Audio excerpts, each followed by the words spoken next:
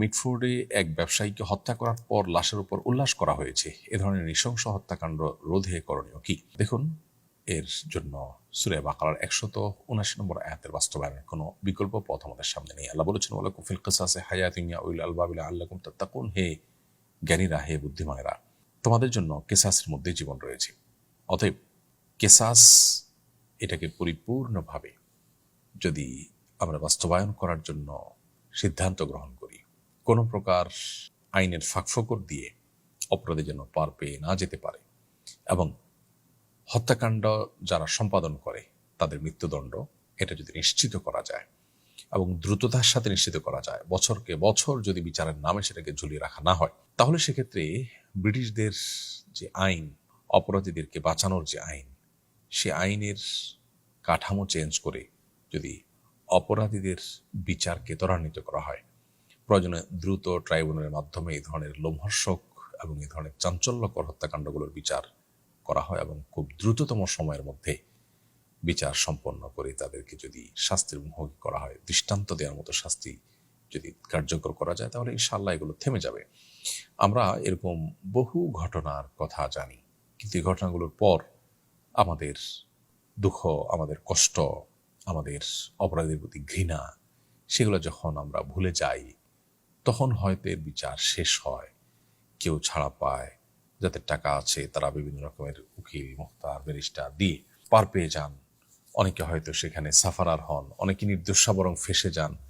তো আমাদের দেশে এই বিচারহীনতার কালচার এবং বিচার বিলম্ব হওয়ার কালচার, এগুলোর কারণে কিন্তু এই ধরনের অপরাধ কোনোভাবে কমছে না, থামছে না। বিধায় বিচারের দৃষ্টান্ত স্থাপন করা ছাড়া এ ধরনের পরিস্থিতিকে উত্তরণের কোনো পথ আমরা দেখছি না। আল্লাহ আমাদেরকে হেফাজত করুন। খুবই ভয়াবহ একটি চিত্র যেটি পত্রপত্রিকায় উঠে এসেছে, আমরা অনেকে যেটা দেখেছি।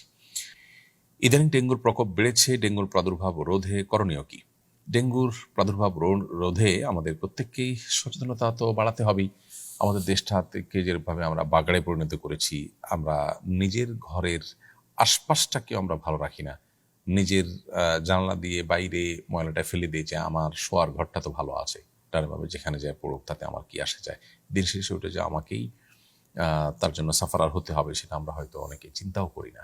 এই যে দায়িত্ব জ্ঞানহীনতা, এই যে অমুসলিম সুলভ আচরণ, সেটি কিন্তু আমরা অনেকেই করে থাকি।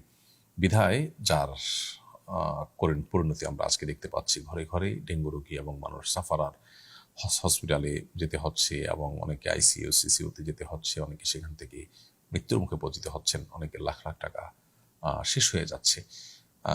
এই রোগটা রীতিমতো এখন মহামারীর আকার ধারণ করেছে আমাদের দেশে। অতএব আমাদের আশপাশটাকে পরিষ্কার পরিচ্ছন্ন রাখা, কোথাও পানি জমাটবদ্ধ হতে না দেওয়া, আশপাশের ড্রেন, নালা ইত্যাদি এগুলোকে নিজেদের উদ্যোগে পরিষ্কার করার জন্য চেষ্টা করা, মশারি ব্যবহার করা এবং অন্যান্য সতর্কতার যে উপায়গুলো আছে সেগুলো আমরা ব্যবহার করা, সেগুলো আমরা অবলম্বন করার চেষ্টা করবো ইনশাআল্লাহ। পাশাপাশি আল্লাহর কাছে আমাদের গণ ইস্তেগফার করা দরকার, কারণ এই ধরনের ব্যাধিগুলো অনেক সময় আমাদের নিজেদের অপরাধ, আমাদের গুনাহ, আমাদের স্বেচ্ছাচারী জীবনযাপনের কারণে অনেক বেশি হয়ে থাকে। সেজন্য আল্লাহ তাআলার কাছে আমরা ইস্তেগফার করবো, গণ ইস্তেগফার করা দরকার। আল্লাহ আমাদের প্রতি রহম করুন। আস-সুন্নাহ ফাউন্ডেশন, উম্মার স্বার্থে সুন্নাহর সাথে।